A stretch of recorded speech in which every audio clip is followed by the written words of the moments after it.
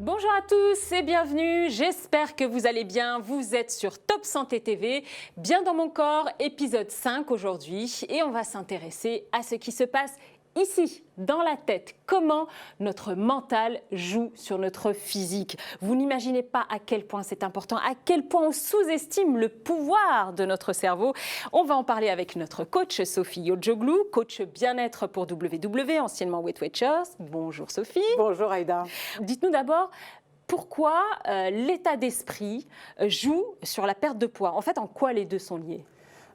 Moi, j'aime bien votre façon de le présenter parce que c'est une façon plus holistique, plus complète. Donc, on n'est pas juste des machines à manger, à digérer, à maigrir ou pas. Nous sommes des êtres humains, donc dotés d'émotions, de vécu, de mémoire aussi. Et tout ça va avoir un rôle à jouer dans la façon dont on fera ses choix pour s'alimenter, pour vivre, tout simplement pour prendre... Mais c'est vrai pour tout. Quand on prend des objectifs, que ce soit pour maigrir ou pour autre chose dans la vie, ces objectifs, on ne peut les prendre qu'en étant conscient vraiment de l'état d'esprit dans lequel on est. Et l'état d'esprit prend les commandes en quelque sorte sur nos vies finalement? Alors l'état d'esprit, il ne prend pas les commandes parce qu'on peut travailler dessus, mais va largement influencer notre façon de réaction. Oui, c'est-à-dire la façon de réagir. Autrement dit, lorsqu'on est bombardé de tout un tas d'émotions, souvent de stress, eh bien, vous allez avoir, que ce soit dans le milieu professionnel, personnel, vous allez avoir une réponse à ça qui ne sera pas la même si votre état d'esprit est différent. Autrement dit, c'est peut-être ouvrir une autre fenêtre pour regarder les choses différemment. C'est sans doute être plus conscient aussi de comment je me sens, comment je vais.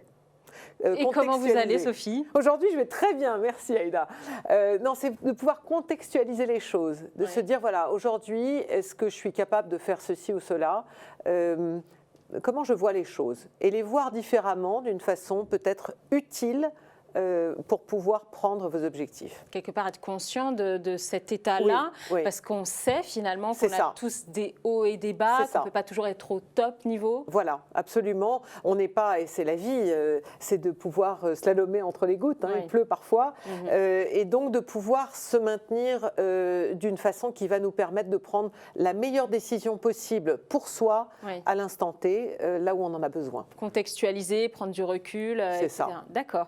Alors, ça veut dire donc, si je vous suis toujours, que faire un régime finalement, je sais que vous n'aimez pas trop le mot, mais faire un régime, faire attention à son alimentation, ça peut ne pas suffire? Oui, absolument. Ça ne suffit pas de considérer que c'est juste de faire des choix alimentaires tels que ça va m'aider à maigrir. Ça peut durer un petit moment, mais pas très longtemps. On fait que la moitié du chemin finalement. Et puis en plus, on cherche la perfection. Donc ça ne dure pas très très longtemps. Nous ne sommes pas des êtres parfaits. Et ce n'est pas du tout ce qu'on cherche. En cherchant la progression avec un objectif devant soi, on cherche véritablement à bien savoir où on est, bien contextualiser, encore une fois, pour savoir où on va. Et là, on va peut-être presque parler d'une feuille de route, vous voyez, quelque chose qui va nous donner un plan avec des étapes, etc., etc. Autrement dit, de voir plus en profondeur les choses avec plus de volume. D'accord. Mais ça veut dire donc, en suivant cette feuille de route, l'état d'esprit va nous aider donc sur notre alimentation, mais pas seulement en fait, ça nous aide aussi sur d'autres plans et qui tout ensemble va interagir, comment on dort, comment on bouge, c'est tout ça à la fois? Oui, absolument, c'est vrai et vous avez raison de le souligner, l'activité physique, votre sommeil, tout sera impacté, on le sait, on en reparlera dans d'autres émissions, on le sait, cet état d'esprit peut être crucial dans la décision de ce que je mange, mais aussi dans mon envie et ma motivation à bouger et peut-être dans l'état favorable ou pas à l'endormissement. C'est un guide quelque part qui nous permet d'atteindre et d'avoir toujours cet objectif-là en tête en tout cas. Oui, et vous demandiez comment devenir une meilleure version de vous-même. L'éternelle question. C'est ça, en fait on ne cherche pas cette perfection, on cherche vraiment la meilleure version de vous-même. Et la meilleure version d'Aïda, eh bien, c'est de savoir déjà où en est Aïda aujourd'hui, comment elle se sent et vers quoi elle peut tendre. Je vous dirai hors antenne, chère Sophie, parce que c'est vrai qu'on rêverait toutes d'avoir ce mental au top qui va nous permettre de gravir gravir des Everest. Mais en général, il faut être franc, quand on commence un régime, c'est qu'il y a un truc qui ne va pas, c'est qu'on ne se sent pas bien ou que la balance, on est un peu fâché avec elle. Et puis le miroir, il nous renvoie une image qu'on n'aime pas. Du coup, comment est-ce que je peux faire pour avoir cet état d'esprit-là qui va me permettre finalement d'enclencher tout ce qu'on vient de dire, là, de cette dynamique-là pour aller vers ce meilleur moi. Ça a l'air magique dit comme ça, mais en fait, il y a énormément de sciences du comportement qui permettent toutes sortes d'astuces. Mais la première chose, je crois, qui est la plus importante, c'est l'acceptation. Quand vous contextualisez, vous vous regardez pas seulement vous, mais vous vous demandez dans quel environnement vous vivez, qu'est-ce que vous êtes en mesure de pouvoir faire, parce qu'il y a ça aussi. Il y a l'environnement. Qu'est-ce que votre emploi du temps vous permet? Comment vous vous sentirez quand vous le ferez? Est-ce que ça vous plaît ou pas? Et tout ça va permettre effectivement d'avancer. C'est la première chose. Après, je pense que la progression entraîne la progression. Et on rentre dans un cercle vertueux. Tout à fait. Mais comment on fait pour avoir...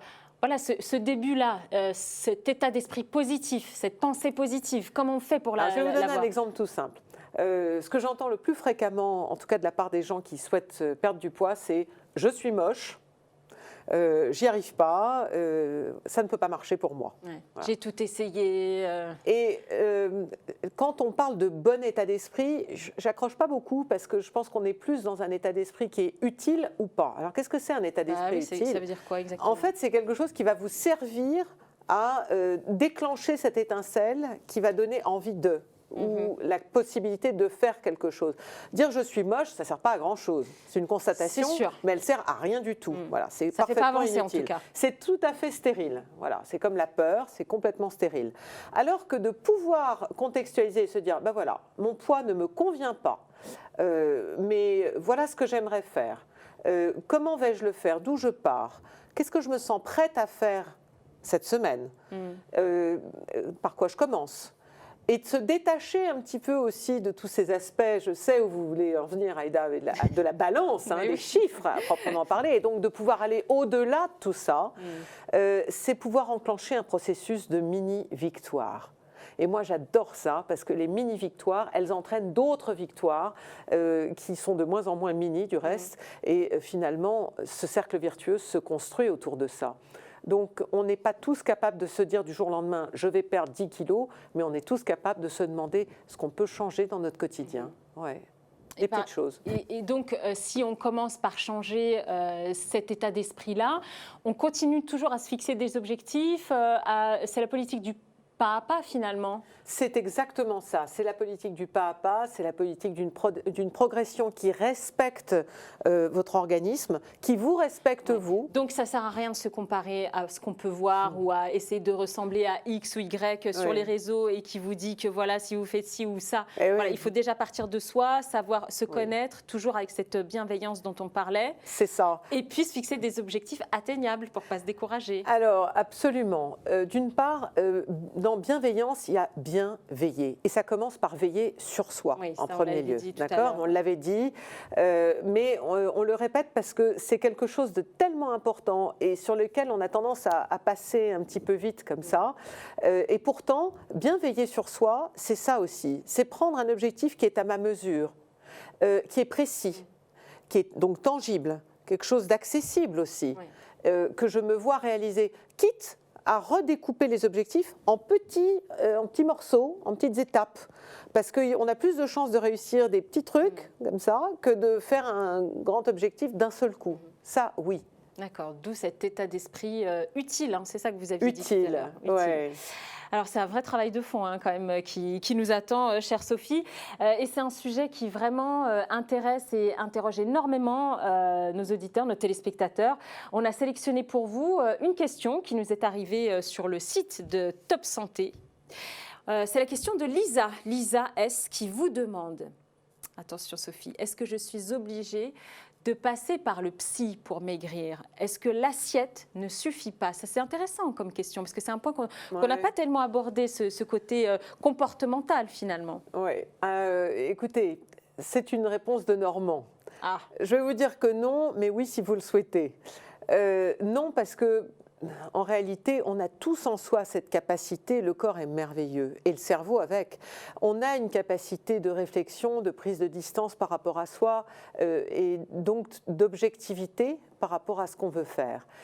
Ce qui nous arrive souvent, c'est qu'en fonction de l'état d'esprit dans lequel on est, on le sait, on va moins bien gérer les accidents de parcours. Oui. C'est-à-dire que si Lisa a du mal à s'en sortir, eh bien, on connaît la théorie du foutu pour foutu, c'est-à-dire qu'un jour, tout est allé vraiment très mal, vous avez mangé... voilà. Je suis allée trop loin. Je suis allée trop loin, j'ai mangé la raclette, la tartiflette, plus le Paris-Brest. C'est trop tard. Et une demi-bouteille de vin. C'est trop tard, foutu pour foutu, je m'arrête là. D'accord ? Non, en fait, on va à l'encontre de ça. C'est grâce à l'état d'esprit, précisément, que vous allez mieux gérer tous ces moments de foutu pour foutu. Ça n'arrivera pas. Et le psy, alors, il y a de multiples psys, mais si quelqu'un de métier peut vous accompagner et vous aider, pourquoi pas, mais on n'est pas du tout obligé de passer par ça. On peut aussi partir du principe que notre environnement, qu'il soit proche ou plus éloigné, est important.